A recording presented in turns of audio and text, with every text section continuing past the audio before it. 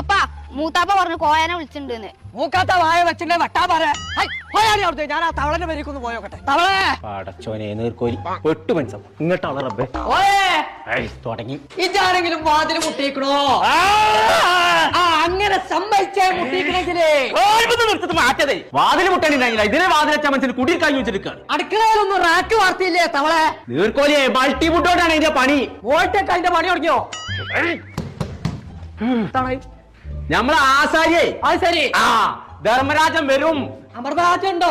ലേസം കാട്ടിച്ചും തല വെട്ടാവുണ്ട് തവളെ. തലച്ചതിൽ കുത്തം പൊളിച്ചേക്കാണ് ഞാൻ നീർക്കോലിയെ. അപ്പൊ അതിനുള്ള സാധനങ്ങൾ വാങ്ങി കൊടുത്തേക്കാൻ പറഞ്ഞു ചട്ടിപ്പറമ്പെന്ന്.